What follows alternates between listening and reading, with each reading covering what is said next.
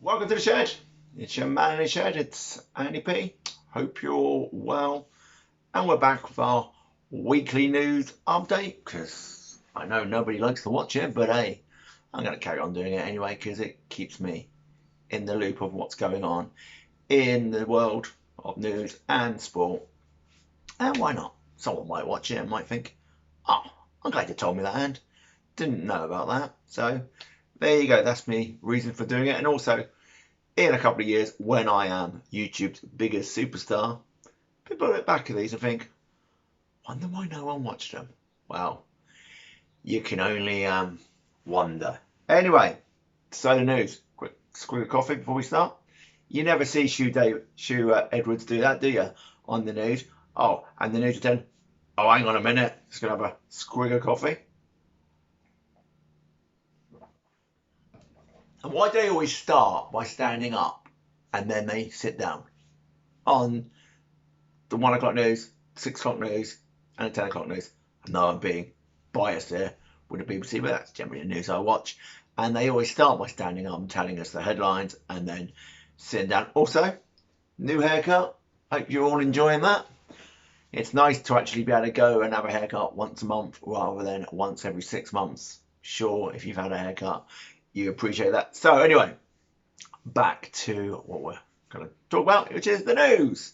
So let's start with the biggest topic of the last 16 months or so, and that'd be our COVID news. So that's actually going really well in the UK, at least. We are starting to definitely decline. One day this week, I think it was Tuesday, there were no reported deaths in England, Scotland, or Ireland, and I think there was 4 in Wales.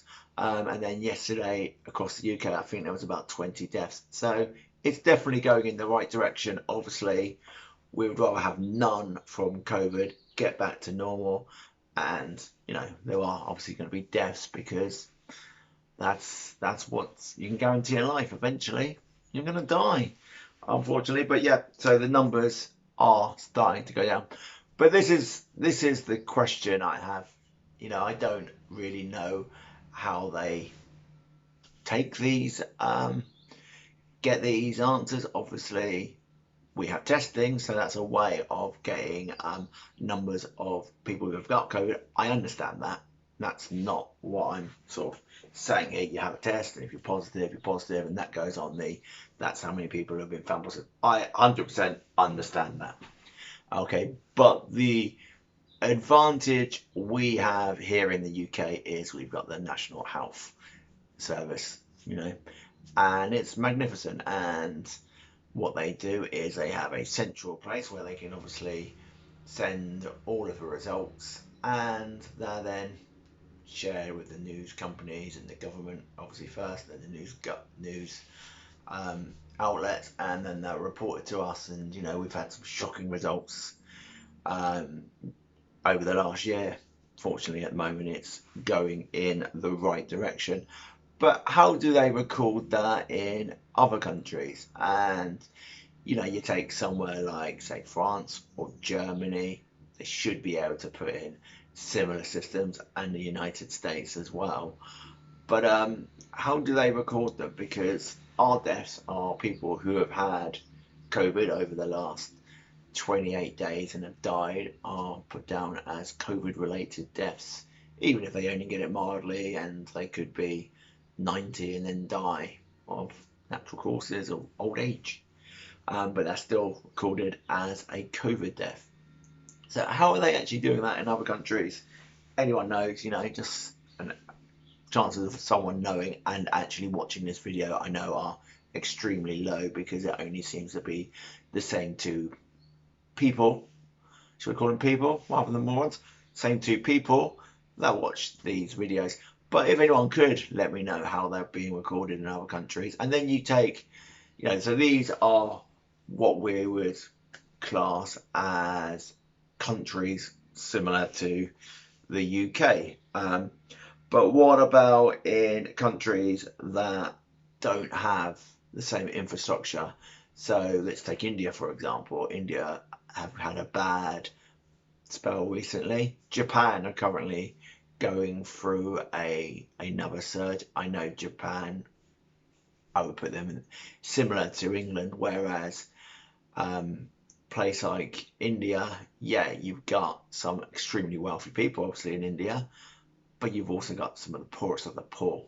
And this is the thing for another day. We're not actually going to go into that, but how could they possibly record the same way we do? Are we being too honest in this country? There you go. There's a question put out there to you. Are the way we are actually recording it too honest? Not saying that we shouldn't record it the way we do. To me, it's the best way to do it, probably. But letting everyone know how bad we are, is that really a good thing?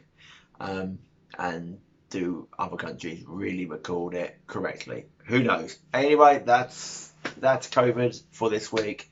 I think we've hit that. I think that'll do for now. So we're now going to go on to the elections which have happened across the UK. You know, the local elections and the council elections, if you prefer. So in England, the Conservatives have done well. They did take Hartlepool from Labour, who haven't done so well in England. The SNP have again got a majority in Scotland, which was supposed to be a government where you're not supposed to be able to get a majority. Well, they seem to manage it, so well done to them. I guess we'll be having another, we need an independence vote 5 years ago. It's supposed to be once in every generation. Which generation are you saying didn't have a vote this time? And yeah, I totally accept that Brexit has changed things, but there you go. They will find any excuse, and they say that Brexit isn't a good thing. Well, that's their view. But, you know, when we look at Labour, they struggled in council elections, but they've done well in the mayor elections, winning the majority of those in the UK, and they also done well in Wales. So the status quo pretty much similar to what it was. We have had this week the Queen's speech. It's the first official engagement for the Queen since the funeral of the late Duke of Edinburgh, Prince Philip. She looked splendid as always with her matching hat and dress or coat or whatever it was. I don't really know, don't really look at the Queen too much. Anyway, there have been 30 new laws proposed by the government, but there's not a lot on social welfare and trying to make things better.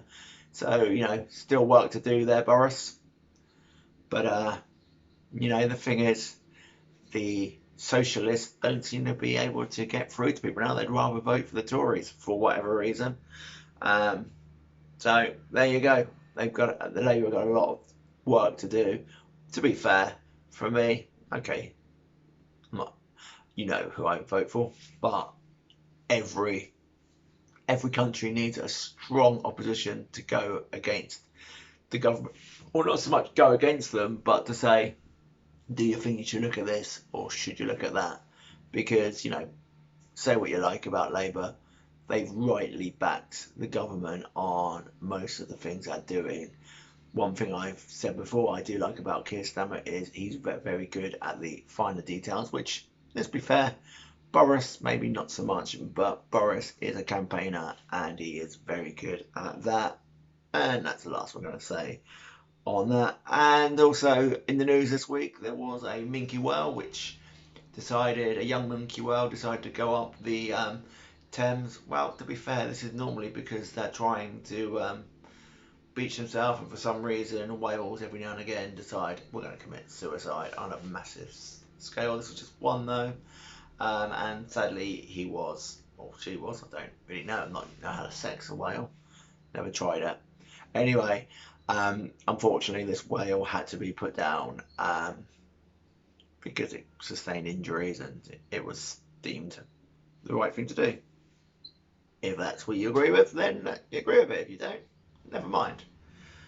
Then we're going to go for a little bit of sports. So we're going to talk about two sports. We're going to talk about football, but first we're going to go and talk about the F1. So it was the Spanish Grand Prix the last weekend.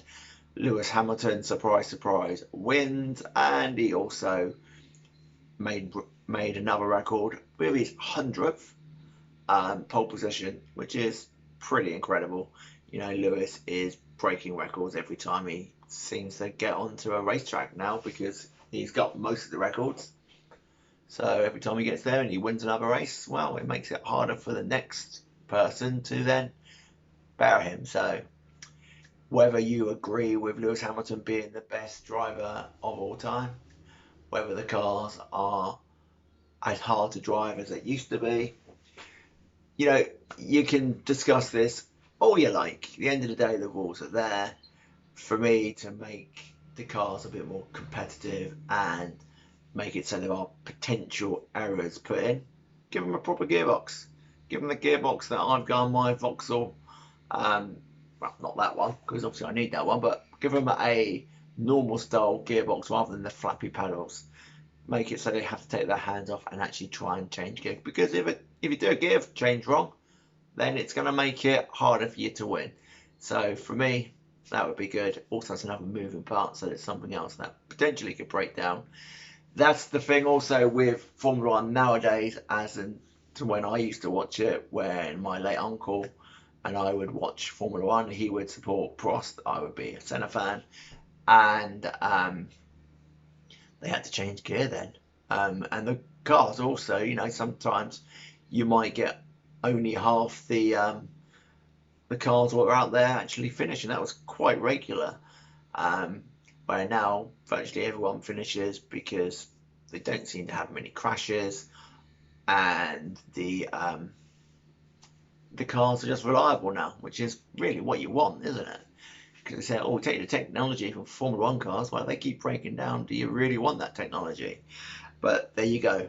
And then on to football. Well, congratulations to Manchester City, who have won the Premier League. Didn't even play yesterday, but Manchester United put out a pretty weakened team. Great bench, mind you, but a pretty weakened team. And second half, he just went up for it. You know, they looked tired, but then, you know, you're expected to play 3 games in 4 days or 5 days. But what you need to do here, Man United, is thank your fans for that, because it was those who broke into Old Trafford, got the game postponed, and meant that you had all these games piled up on top of each other. You were still in the title race. Your fans have ruined it for them, and well done to the so-called fans who decided to invade Old Trafford. And finally, it looks like the Champions League final won't be held again in Turkey yet again. Guess that'll be going there again next year. Hopefully it's going to come to Wembley, which would make sense as both teams in the Champions League final are in England, with Man City taking on Chelsea. But there is also talk that it could possibly go to Portugal. Come on, UEFA. Wakey. Stick it in England, because it makes sense. We've got COVID. It's not your normal times. That's the best place to hold it. It's also one of the greatest stadiums in the world. But for me, even though it is the greatest stadium in the world, you can't beat the old Wembley. And if you're interested in that, I do have a video on my channel, which is part of my Versus series, which will be coming back again soon, where I could put an album against an album, or in this case, a stadium against a stadium, although they're not, one of them's not there anymore because it got knocked down for the other one to be built. But the iconic shots, obviously, of bands like Queen on Wembley, on stage in Wembley, with the iconic Wembley look and the 2 towers, and obviously Bobby Moore, the late great Bobby Moore, also done a video on him, lifting the World Cup and the partying on the pitch and all that, and there's some people on the pitch. I am going to do a video actually on the 1966 World Cup final and how perhaps it shouldn't have actually got to get to that score, because when you look at modern football, and we're going to compare modern football to the 1966 World Cup final, and we're going to discuss some of the goals. One of them apparently was a little bit dubious in that final, and then I'll tell you why the last goal also perhaps shouldn't have scored. And there's a very good rule there which says, yeah, that's not actually a goal. But anyway, that's for another time, people. Hope you're all well. Enjoy the news. I've been your man in the shed, Andy P. If you watch to the end, yeah, that'll be me then. Don't forget to like, share, and subscribe. And see ya, pals!